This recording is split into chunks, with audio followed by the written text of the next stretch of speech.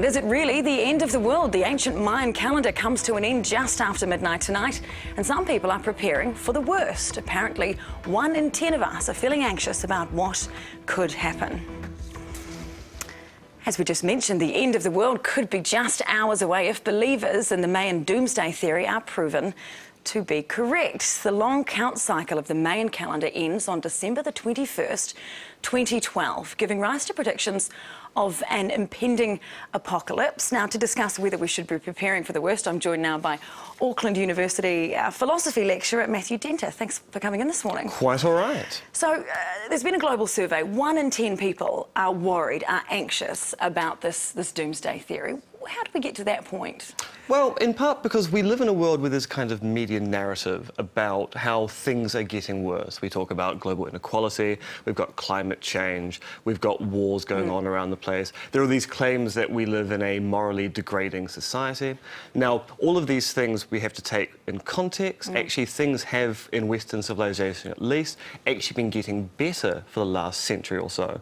But when bad things happen, we focus upon them. Do you mean in terms of sort of quality of life has been increasing? Yeah. Right, but then we look at disasters like Hurricane Sandy was a recent one, or you know, earthquakes and things like that, and say, well, maybe the Mayans were right. Well, yes. So, I mean, if you believe that things might be getting worse, and then you hear of a prophecy saying, look, ancient peoples who were aware of the kind of lives their people lived would end up resulting in the end of the world, you go, well, actually, I think things are getting worse, and these people predicted this. Maybe there's something to it. I think first and foremost, did they actually predict this, or is it just a calendar cycle coming to an end, and perhaps, you know, if the Mayans were around today, they'd just pop out and buy a new calendar? Well, the thing is, the Mayans actually are around today. They still exist as a peoples in the America.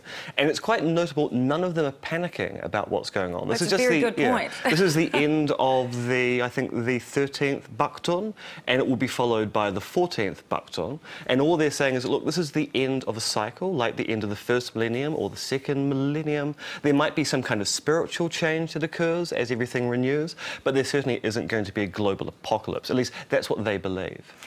Well, this is far from the first doomsday theory. And it won't be the last either. So what is it about it that resonates with people so much? Well, once again, we like the notion that we can explain things by saying, look, there's a trajectory to the way lives are lived, and it's leading up towards some particular thing. So if you believe that life is getting better, then you've got this utopic vision of living in a liberal, open society. If you think things are getting worse, then you're going to predict that things are going to get really, really bad, at which point you start endorsing kind of doomsday hypotheses. Do you know much about these people? They're called preppers, that have been preparing for the end of the world as we know it. We've just seen there's this one place in the Pyrenees where it's supposed to be spared, but other people are building bunkers, they're making plans, they're buying apocalyptic wine, I think, in some parts of the world. Do you know much about the preparation some people Yes, in fact, actually, there's a TV series over in the States which is devoted to this, called Doomsday Preppers.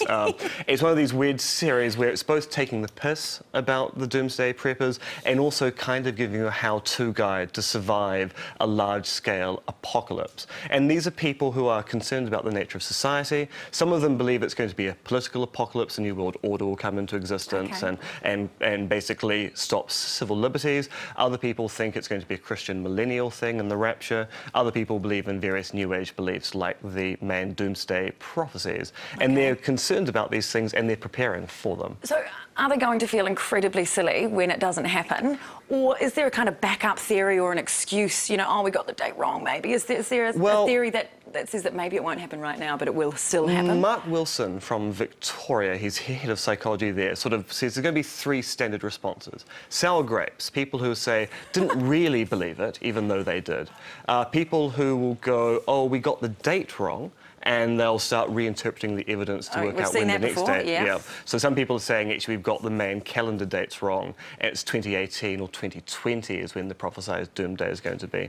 Other people, and we saw this with Harold Camping and the faith ministry thing earlier this year and late last year, they'll say, oh, it has begun. And if there's any natural disaster today, so minor or large, they'll say, look, this is the harbinger, the beginning of the end. It's not going to be an instant process, it'll be a slow destruction. OK, thank you for your time this morning, for unwrapping that a bit for us. That's University of Auckland philosophy lecturer Matthew Dentith. Still to come on First.